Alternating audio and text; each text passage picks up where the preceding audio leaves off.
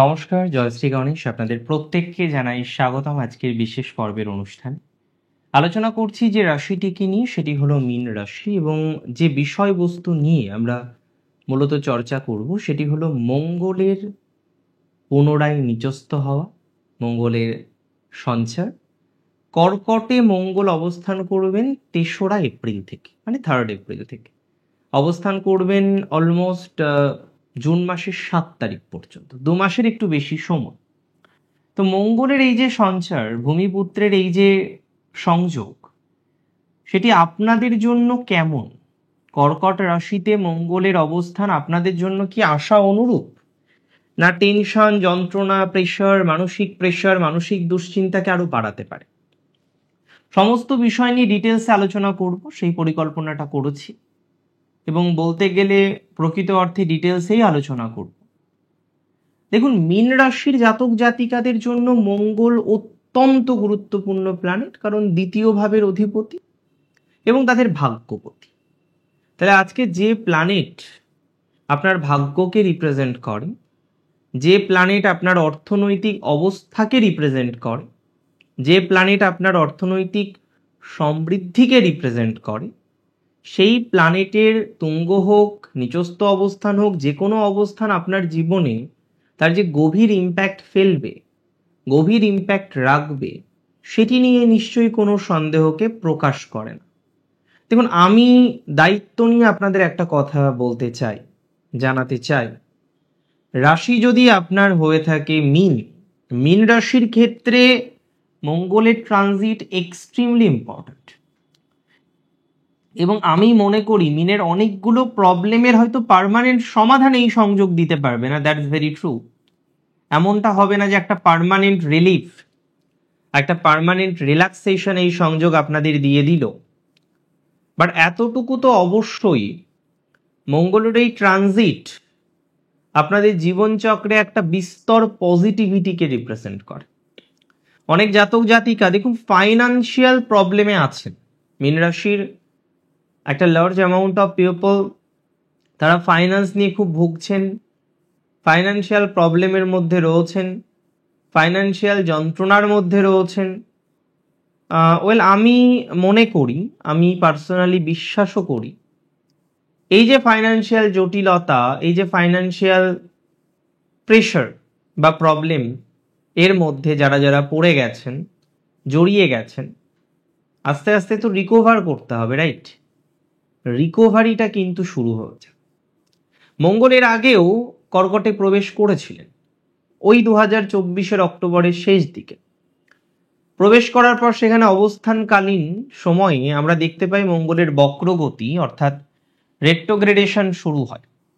বক্রগতিতেই ছিল মঙ্গল, সেই সময়ে মিথুনে প্রবেশ করে 21 জানুয়ারি 2025। পরবর্তীকালে 21 জানুয়ারি 2025-এর পর তার রেট্রোগ্রেডেশন মিথুনেই থাকে, এবং ফাইনালি 24 ফেব্রুয়ারি মঙ্গল ডিরেক্ট হয় এবং ফাইনালি প্রবেশ করছে 3rd এপ্রিল কর্কট রাশিতে।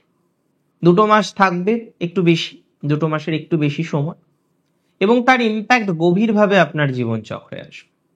তার ইম্প্যাক্ট আপনার জন্য, আপনার জীবনচক্রের জন্য অপরিসীম গুরুত্বপূর্ণ বলে আমি মনে করি।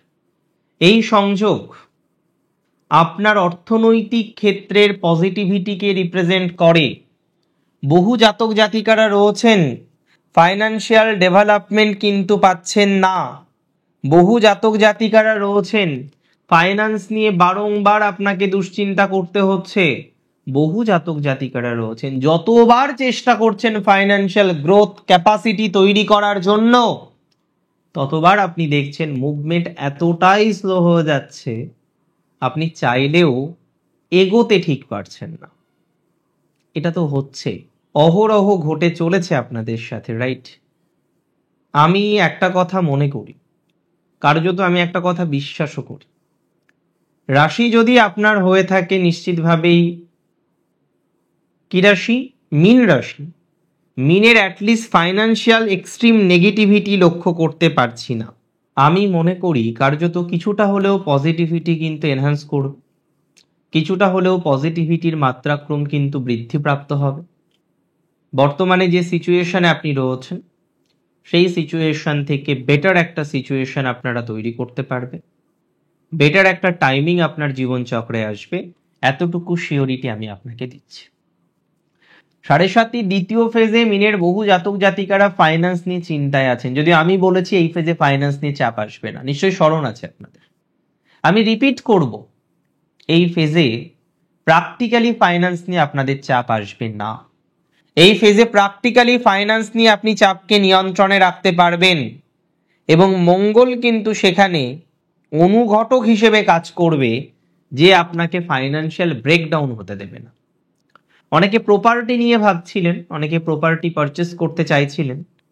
দেখুন, আমিও চাই আপনি প্রপার্টি পারচেস করুন, আমিও চাই প্রপার্টি রিলেটেড বিষয়ে আপনার একটা প্রভূত পরিমাণে এনহান্সমেন্ট বা growth, better we can say that, সেটা আসুক। এবং finally that is very fact যে প্রপার্টি রিলেটেড অন্তত শান্তি প্রশান্তি কিছুটা হলেও আপনাদের তৈরি হতে চলেছে, আপনাদের তৈরি হবে। Sit back and relax. অর্থনৈতিক ক্ষেত্রে খুব চাপ আসবে না, কিছু কিছু ক্ষেত্রে একটু আর্থিক জটিলতা আছে বটে, কিছু কিছু ক্ষেত্রে একটু মেন্টাল প্রেশারের জায়গাও আমরা প্রভূত পরিমাণে লক্ষ্য করতে পারছি, দ্যাটস ভেরি ট্রু। বাট দিন শেষে এন্ড অফ দ্য ডে গিয়ে আমরা যে এই নেগেটিভ ভাইবস থেকে বেরিয়ে আসতে পারবো, এটা নিয়ে নিশ্চিতভাবেই কোনো ডাউট নেই। দিন শেষে আমরা যে একটা সুস্থতার দিকে যেতে পারবো ফাইন্যান্স নিয়ে, আর্থিক ক্যাপাসিটি নিয়ে, আপনার স্থাবর সম্পত্তি নিয়ে, আপনার যোগাযোগের জায়গাটা নিয়ে, এবং যে শত্রু সমস্যা, দেখুন মঙ্গল এমন একটি গ্রহ, মঙ্গল কিন্তু ভূমিপুত্র, তিনি শৌর্য বীর্যের প্রতীক, তিনি কুমার, তিনি শক্তির অধিকারী একজন। সেই মঙ্গলের ট্রানজিট আপনাদের জন্য অসম্ভব গুরুত্বপূর্ণ বলে আমি মনে করি। কারোর ক্ষেত্রে এনহান্সমেন্ট হবে, কারোর ক্ষেত্রে ডেভেলপমেন্ট হবে, কারোর ক্ষেত্রে আশা পূরণ হবে, কেউ তরতর করে এগিয়ে যেতে পারবেন, কারোর ক্ষেত্রে স্বপ্ন পূরণ হবে, স্বপ্ন পূরণের জায়গা আমরা লক্ষ্য করতে পারবো। তার মানে দিন শেষে আপনি খারাপ কোথায় থাকছেন? যারা প্রমোটিং এর কাজ করেন, রিয়েল এস্টেটের কাজ করেন, সোকল্ড বিষয়বস্তুগুলির সাথে যুক্ত রয়েছেন, আমি দায়িত্ব নিয়ে বলছি তাদের ক্ষেত্রে কিন্তু এনহান্সমেন্টের একটা অবকাশ আপনারা জীবনচক্রে তৈরি করতে পারবেন। তাদের ক্ষেত্রে একটা এনহান্সমেন্টের জায়গা অবশ্যই আসবে।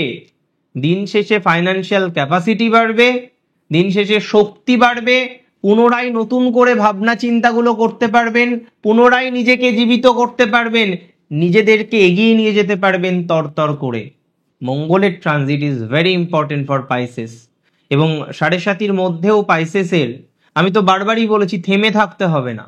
আজকে হয়তো পরিস্থিতি ভালো নয়, আজকে হয়তো আমরা আরো বেশি ডেভেলপমেন্ট চাইছি, আর অবশ্যই আমরা ডেভেলপমেন্ট কেন চাইবো না, আমরা কেন মুখ বুজে বসে থাকবো, কেন আজকে আমাদের মুখ বুজে বসে থাকার প্রয়োজনীয়তা রয়েছে? পাইসেস, আমি বলবো back to your normal life, আপনার নর্মাল জীবনযাপনকে সুন্দর করে পরিচালনা করুন। এবং দিন শেষে এতটুকু শিওরিটি আমি আপনাকে দিতে পারি, nothing negative will happen, believe me. আপনার এই যে ট্রানজিটটাও অনেকটা হেল্প করবে, এবং খুব বেশি হেল্প করবে যাদের শত্রু সমস্যাটা বেশি, স্থাবর রিলেটেড কোনো বিষয়ে যুক্ত আছেন, প্রপার্টি ইস্যুস, পিতার কিছু ডিস্টারবেন্সের জায়গা রয়েছে, এবং ফাইন্যান্স, সর্বোপরি ফাইন্যান্সের জায়গাটাকে অনেকটাই হেল্প করবে বা স্টেবল করতে সহযোগিতা করবে।